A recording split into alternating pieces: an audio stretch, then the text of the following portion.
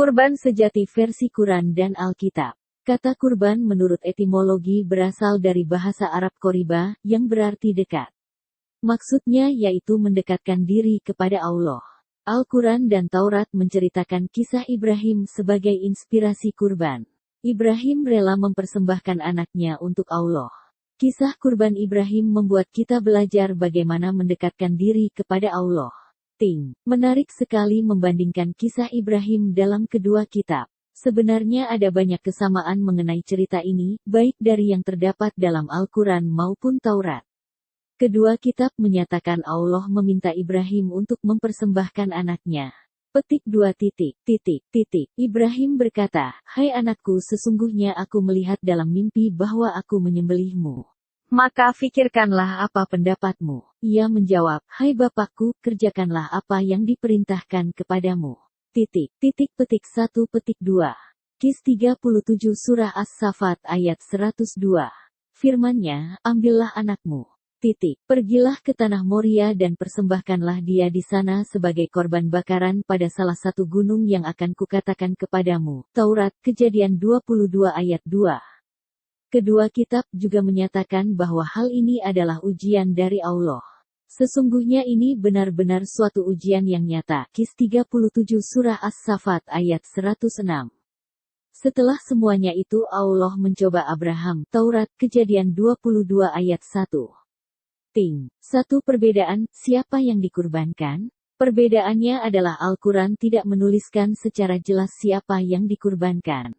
Ismail atau Ishak. Sementara dalam Taurat tertulis bahwa yang dikurbankan adalah Ishak. Taurat, Kejadian 22 ayat 2. Namun, perbedaan ini seharusnya tidak menjadi perdebatan karena intinya adalah ada kurban pengganti, bukan Ismail dan bukan pula Ishak yang dikurbankan. Kurban yang sebenarnya. Kedua kitab setuju bahwa kurban yang sesungguhnya adalah kurban pengganti. Dan kami tebus anak itu dengan seekor sembelihan yang besar.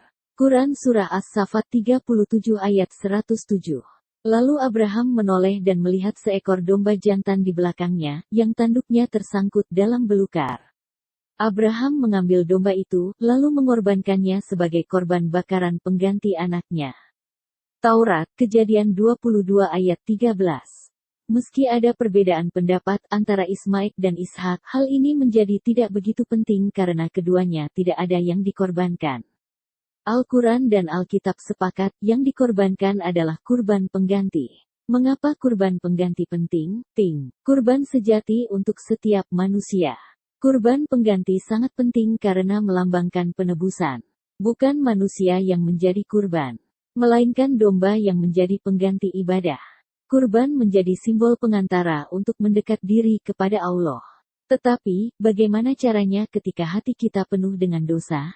Yang menarik, inspirasi kisah Ibrahim menunjuk kepada Isa Al-Masih, kurban sejati yang menghapus dosa manusia. Injil menyatakan Isa Al-Masih adalah domba yang menghapus dosa dunia. Pada keesokan harinya Yohanes melihat Yesus datang kepadanya dan ia berkata, "Lihatlah anak domba Allah, Isa Al-Masih, yang menghapus dosa dunia." Injil Yahya 1 ayat 29. Manusia berdosa tidak bisa mendekatkan diri sendiri kepada Allah yang Maha Kudus. Amal, zakat, doa adalah hal baik namun tidak bisa mencapai keselamatan.